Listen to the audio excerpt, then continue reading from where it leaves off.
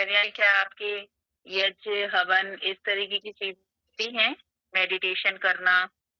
पहले सुबह जल्दी उठना, फिर कुछ है योगा प्राणायाम करना, ध्यान करना, फिर थोड़ा काम करना और फिर स्कूल के लिए रेडी होना और 2 बजे स्कूल से छुट्टी हो जाती है, बाद में ही घर पर आना है, आधे घंटे घंटे आराम करना और बाद में फिर काम करना और शाम को पढ़ाई करना।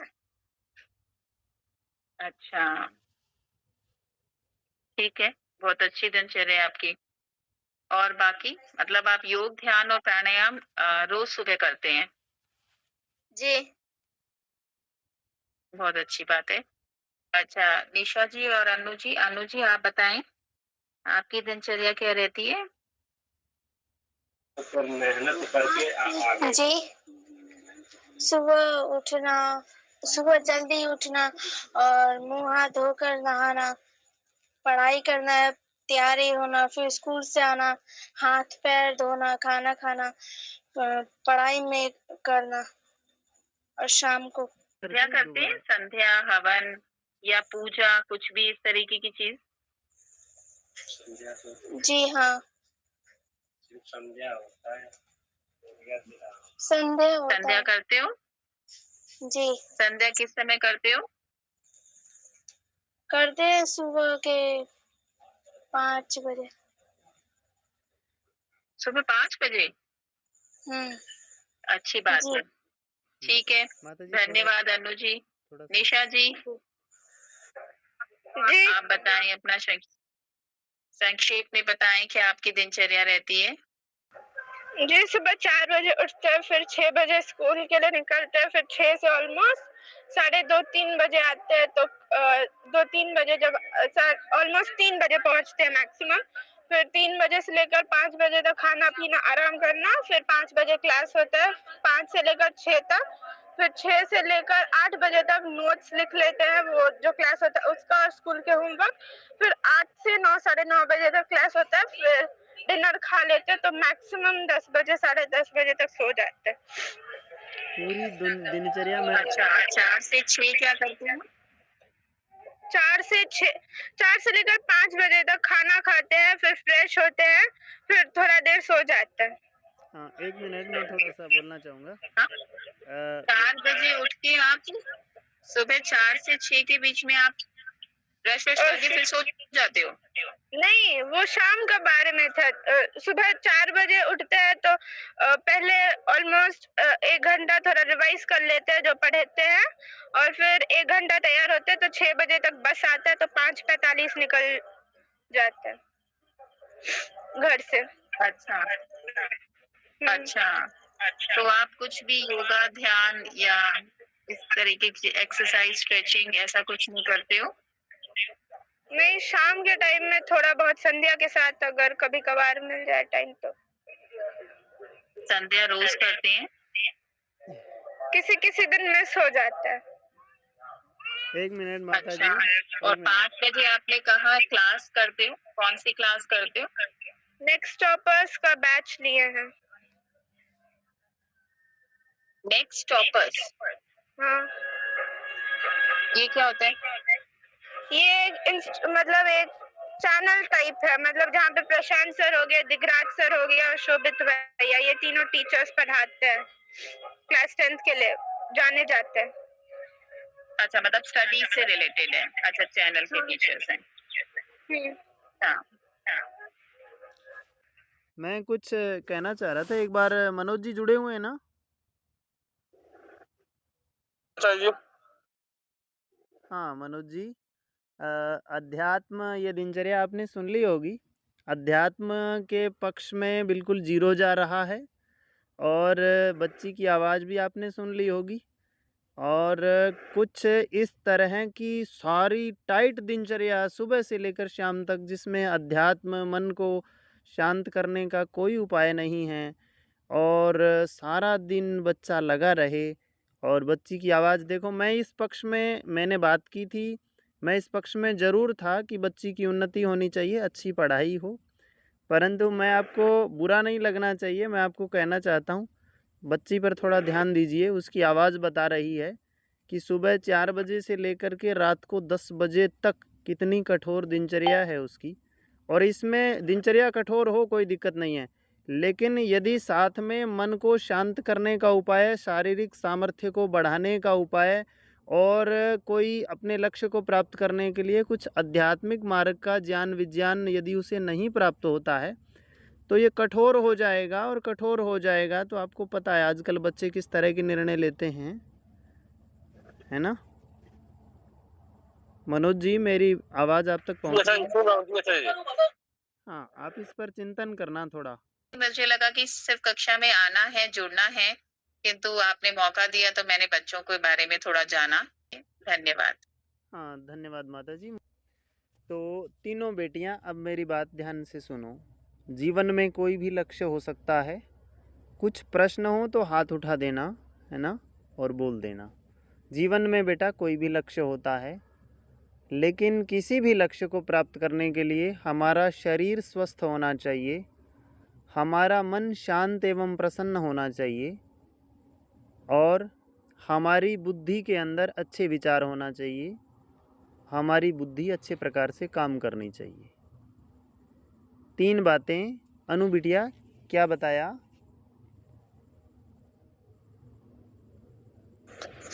जी। हाँ, 3 चीज़ें मैंने अभी बताई। कौन कौन सी चीज़ें बताई? कुछ भी लक्ष्य हो जीवन में, लेकिन क्या जरूरी, हमें स्वस्थ रहना चाहिए। हाँ, शारीरिक दृष्टि से हमें मजबूत होना चाहिए, स्वस्थ रहना चाहिए। और जी। हाँ, और निशा बेटा और क्या करना चाहिए?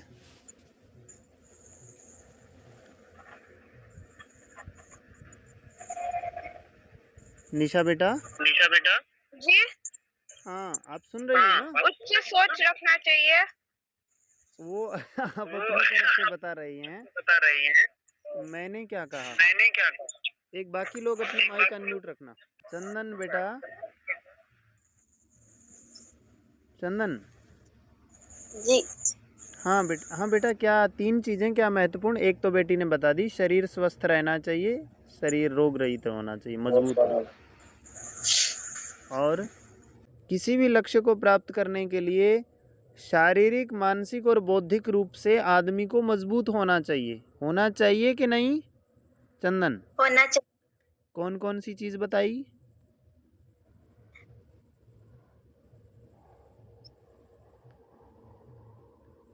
चंदन, कौन सी चीज़ बताई? हाँ, चलो। कोई भी लक्ष्य प्राप्त करने के लिए इंसान को शारीरिक, मानसिक और बुद्धि से स्वस्थ रहना चाहिए। हाँ, बुद्धि से स्वस्थ रहना चाहिए, मजबूत रहना चाहिए, सक्षम होना चाहिए। ठीक बात है। तो नहीं तो निशा बेटा बता देती। ठीक है, तो आपने कोई भी लक्ष्य बनाया हो, महत्वपूर्ण ये है कि आपका शरीर ठीक है कि नहीं। क्या करते हो भाई शरीर को ठीक करने के लिए? मन को शांत करने के लिए क्या करते हो? बुद्धि को बढ़ाने के लिए अच्छे प्रकार से बुद्धि काम करे, उसमें क्रोध न आए, उसमें द्वेष न हो, उसके अंदर अलग अलग तरीके की डिप्रेशन होते हैं, अलग अलग तरीके के विकार होते हैं, वो न आए। तो आप लोग क्या करते हो बुद्धि के लिए? मन को शांत करने के लिए क्या करते हो? शरीर को स्वस्थ रखने के लिए क्या करते हो? और यदि ये सब आप नहीं करते तो आपके तो फिर ये सपने हुए। इसका अर्थ तो ये हुआ कि ये सब तो वो जैसे लोग, एक कहानी आती है कि वो कोई व्यक्ति था और शेख चिल्ली नाम था उसका। कहानी कभी आपको फिर बताएंगे। तो वो सपने ही सपने लिया करता था और सपनों में पता नहीं क्या क्या सोच लिया करता था। वो ये घर बनवा देंगे और ये महल बना लेंगे और ये हमारे बेटे इतने बड़े लोग हो जाएंगे और लोग जो है सारे लोग हमारे नीचे आकर के काम करेंगे, जितने लोग होंगे फिर मैं उनको ललकारा करूँगा, उनको धमकाया करूँगा, उनको कहूँगा हे चला जा यहाँ से। ठीक है ना? तो ऐसे सपने नहीं लिया करते। तो ये तो बेटा फिर केवल सपने हो गए। आपने जो लक्ष्य बनाया है चंदन बेटा, ये बताओ मुझे, शारीरिक रूप से स्वस्थ रहने के लिए, मानसिक रूप से और बौद्धिक रूप से आप क्या करते हैं? जैसे ध्यान, योगा, प्राणायाम, दौड़ लगाना। ये तो बिटिया वैसे मैंने जब से कक्षा प्रारंभ की है बिटिया आती है सुबह सुबह और ध्यान भी करती है, प्राणायाम भी करती है और योग वगैरह कराते हैं कुछ तो वो भी करती है। तो ये तो तीनों करती है। अब निशा बिटिया आप बताओ। जी शाम के टाइम में स्कूल से आने के बाद थोड़ा बहुत टाइम रहता है तो संध्या कर लेते हैं और प्राणायाम संध्या के साथ ही फिर किसी किसी दिन व्यायाम कर लेते हैं। किसी चलो उससे चलो ये बहुत विचारणीय है बेटा कि उससे आपका लक्ष्य प्राप्त हो जाएगा क्या। और संध्या शाम को ही प्राणायाम क्यों, प्राणायाम तो सुबह सबसे ज़्यादा महत्वपूर्ण होता है। खैर तो अनु बिटिया आपको बनना है डॉक्टर और डॉक्टर बनने के लिए जब आपका खुद का शरीर ही मजबूत नहीं होगा तो क्या आप बीमार नहीं पड़ोगी? पढ़ेंगे। कौन सी बोली बेटा निशा बेटा मैं अनु को पूछ रहा हूँ, वो भी डॉक्टर है हमारे बीच में। हाँ डॉक्टर साहब। जी हाँ बेटा तो आप मान लो ठीक है आप डॉक्टर बनेंगे लेकिन आपका ही शरीर कमज़ोर हुआ, आपको ही रोग लगने लगे, आपका ही शरीर जो है कभी कुछ हो गया कभी कुछ हो गया, कमज़ोर रहा, तो दुनिया के रोगों को ठीक करके क्या करेंगे? तो आपने क्या सोचा है अपने शरीर को स्वस्थ बनाने के लिए? स्वस्थ बनाने के लिए सुबह जल्दी उठकर व्यायाम, योग, प्रणाम, संध्या ये सब करना स्टार्ट करे तो स्वस्थ हमेशा रहेंगे। करेंगे स्टार्ट या नहीं करेंगे? करेंगे हम। पक्की बात? जी आपके पिताजी कह रहे थे कि हमारी बिटिया जो है ना पता नहीं कहाँ उसका मन रहता है, कुछ कुछ क्या करती रहती है, वो कोई संध्या योग वगैरह उसको कौन शिक्षा दे। मैंने कहा कि हमारे यहाँ पर माताएं हैं वो उनको शिक्षा देगी। तो ये तो आपके पिताजी यही हैं क्या? जी तो आर्य जी आपकी बिटिया तो कह रही है मैं तो प्राणायाम ध्यान संध्या योग सारा ही कुछ बता रही है वो करने के लिए। जी ये करने के लिए तो जो है ना मैं तो काफी कहता हूँ। हालांकि इनको आचार्य जी हाँ जो गुरुकुल के हैं जी तो वो पहले कक्षा ले रहे थे तो इनको दो चीज के लिए बताए थे कि प्राणायाम में अंतर्मुखी और बाह्य ये दो चीज आप लोगों को करना बहुत जरूरी है। तो कुछ दिन तो दिनचर्या में ये मतलब कि वो किए भी, लेकिन फिर धीरे धीरे क्या है ना कि वो छोड़ दी और बीच में कभी छोड़ना कभी करना और मैं डांट लगाता हूँ तो थोड़ा मतलब कभी सुन लेती है तो कभी उसको इनकी थोड़ी माता जी भी है कि अरे बच्चे हैं आप क्यों इतना प्रेशर दे रहे हो। तो मैं थोड़ी आर्य समाज से हूँ तो अब यही चीज आज एक मीटिंग हुआ था तो वहां पे आर्य समाज में बताए भी कि भाई आप यदि 2 दिवसीय का सत्र किए हो तो आप तो आर्य हो लेकिन आपकी जो पत्नी है उनको भी 2 दिवसीय का जब तक आप सत्र नहीं कराओगे तो आपके पारिवारिक जो वातावरण है वो सही दिशा में चलेगा नहीं क्योंकि बच्चे वो माँ के पास में ही रहते हैं। जी जी तो ये भी बात बहुत सही है जी। तो आज एक कार्यक्रम था वहाँ पे मैं आर्य समाज में वहाँ पे गया भी तो इन सब विषयों को भी बताया गया। तो बात तो बिल्कुल सही है कि हम तो मान लेता हूँ कि आर्य सिद्धांत को तो हम उसको समझ रहे हैं लेकिन बच्चे वो एनी टाइम माँ के पास ही रहती है और जो आज हमें वहाँ पे उस कार्यक्रम में बताया गया वो भी बात सही है कि मैं तो यहाँ पे डांट देता हूँ लेकिन माता भी है वो थोड़ी सी बस सा दे देती है तो वो सारा मेहनत 1 सेकंड में ही खत्म। हाँ कोई बात नहीं, आपकी बात आ गई है। ऐसा है कि जब हमारे परिवार में सारे लोग अनुकूल नहीं होते हैं तो उन्हें धीरे धीरे अनुकूल बनाया जाता है।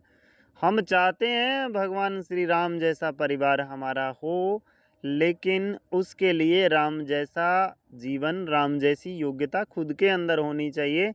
तो उतना नहीं है तो थोड़ा उतना धैर्य भी होना चाहिए। किसी लक्ष्य को प्राप्त करने के लिए फिर उतना पुरुषार्थ और उतना धैर्य होना चाहिए।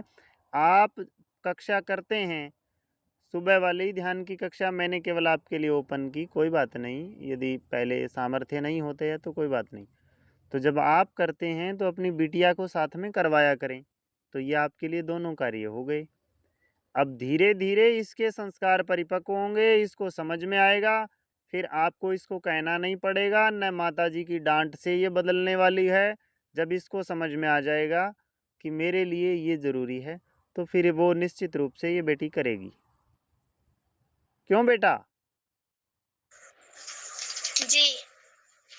जब आपको समझ में आ जाएगा कि मेरा भला इसमें है, मेरा मन इससे शांत होगा, मेरा बल इससे बढ़ेगा, मेरी बुद्धि इससे बढ़ेगी, मेरे को बोलना चलना इससे आएगा, मैं जो है किसी भी कार्य में सबसे ज़्यादा आगे इस काम से रहूँगी, तो बताओ क्या आप उस काम को नहीं करोगी?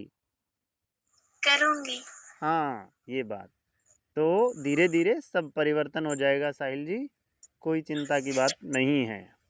तो बेटा 3 बातें हैं और 3 बातों के लिए आप अब आगे से गांठ बांध लीजिए कि ये करना है, और ये करोगे तो जैसे कोई भी आदमी कितना ही बड़े पद पर क्यों न पहुंच जाए, यदि उसकी बुद्धि काम नहीं करती है, तो मुझे ये बताओ, बड़े पद पर पहुंचने के बाद आदमी की बुद्धि ठीक से काम नहीं करे तो उतनी बेइज्जती होती है कि नहीं होती? जी, होती है। जैसे कि हमारे सामने उदाहरण है पप्पू, ठीक है ना? तो देखो, इतना प्रधानमंत्री जैसे पद तक पहुंचने की योग्यता लोग कहते हैं, लेकिन बोलते कैसे हैं, काम कैसे करते हैं कि पूरी दुनिया में बेइज्जती होती है।